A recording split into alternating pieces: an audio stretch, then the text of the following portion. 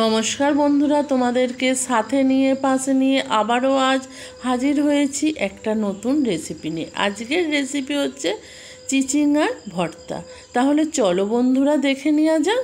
প্রথমেই আমি একটা ফ্রাই প্যান নিয়ে নিয়েছি। ফ্রাই প্যানের মধ্যে অল্প একটু জল দিয়েছি, দেখো হাফ কাপেরও কম। আর এখানে চিচিঙ্গাগুলোকে খুব ভালোভাবে পাতলা পাতলা করে কেটে নিয়েছি। আর চিচিংয়ের মধ্যেখানে যে দানা অংশটা থাকে সেটাকে কেটে বাদ দিয়ে দিয়েছি।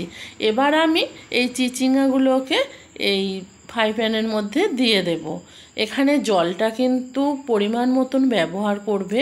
এই চিচিঙ্গার জলটা কিন্তু ফেলা যাবে না, সেই রকম বুঝে কিন্তু জলটা দেবে। দেখো সমস্ত চিচিঙ্গাটা দিয়ে দিয়েছি। এবার দিয়ে দিলাম স্বাদ মতো লবণ। লবণটা একবারে স্বাদ মতন বুঝে দিয়ে দেবে। দিয়ে ভালোভাবে এটাকে মিক্সড করে নিয়ে ঢাকা দিয়ে দেব। দিয়ে ভালোভাবে এটাকে ভাপিয়ে নিতে হবে। দেখো এটা আর একবার ঢাকাটা খুলে দিলাম, দিয়ে ভালোভাবে এটাকে একটু নাড়াচাড়া করে দিলাম। একটু নাড়াচাড়া করে দেওয়ার ফলে নিচেরগুলো ওপর দিকে উঠে গেল, ভালোভাবে এটা মিক্সড হয়ে গেল। আবারও একবার ঢাকা দিয়ে দিলাম, দিয়ে ভালোভাবে এটাকে দেখো এবার ঢাকা খুলে দেখাচ্ছি। একদম জলটা কিন্তু শুকিয়েও গেছে আর এটা খুব সুন্দরভাবে সিদ্ধ হয়ে গেছে।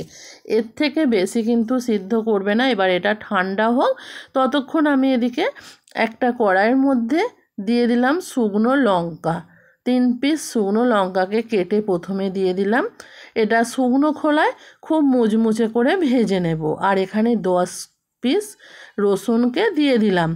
দিয়ে ভালোভাবে রসুন আর কাঁচা লঙ্কাটাকে, শুকনো লঙ্কাটাকে, সরি বন্ধুরা এখানে আমি কাঁচা লঙ্কা বলে ফেললাম, শুকনো লঙ্কাটাকে ভালোভাবে আমরা ভেজে নিলাম। ভেজে এবার তুলে নেব।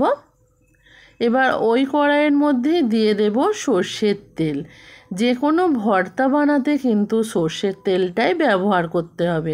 এই সর্ষের তেলটা ব্যবহার করলে ভর্তার একটা খুব সুন্দর ঝাঁঝালো ফ্লেভার আসবে। দেখো এখানে 2 পিস শুকনো লঙ্কাকে ভালোভাবে লাল লাল করে ভেজে আমি তুলে নিলাম।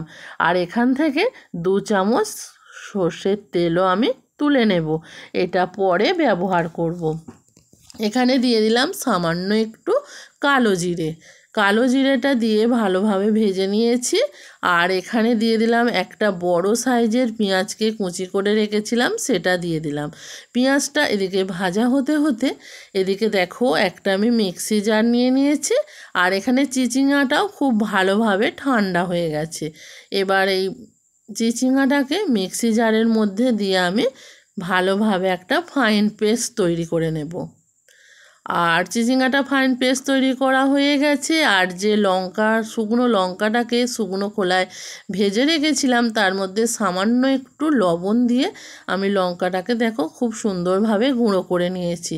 আর লঙ্কাটা খুব মুচমুচেভাবে ভাজাও হয়ে গেছে। আর যে রসুনটা আমি গোটা ভেজে রেখেছিলাম সেটাকেও ভালোভাবে দেখো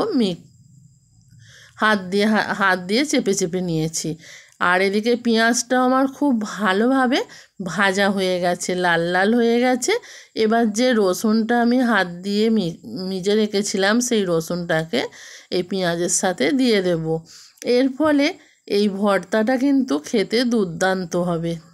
রসুনটা দিয়েও খুব ভালোভাবে আমি এটাকে ভেজে নিলাম, দেখো।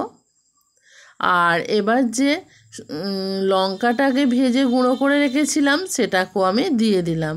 দিয়ে চিচিঙ্গার যে বাটাটা বেটেছিলাম সেই বাটাটাকে এর মধ্যে দিয়ে দিলাম। দিয়ে ভালোভাবে এটাকে কষাতে হবে। আমি কিন্তু এখানে আর লবণটা ব্যবহার করব না, লবণটা যেহেতু আগে থাকতে দেওয়া আছে। দেখো চিচিঙ্গাটাকে কষাতে কষাতে কত সুন্দর হয়ে গেছে।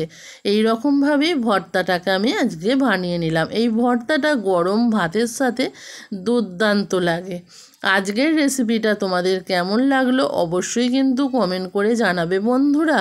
আর এই রকমভাবে একবার হলেও চিচিঙ্গার ভর্তা খেয়ে দেখো, তারপর আমাদেরকে কমেন্ট করে জানাবে।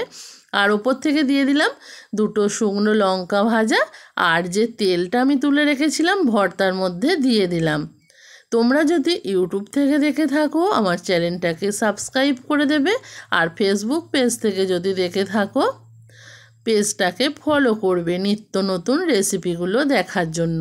আজকের মতো ভিডিওটা আমি এখানেই শেষ করলাম। আবারও দেখা হবে পরের দিন। ততক্ষণের জন্য টাটা।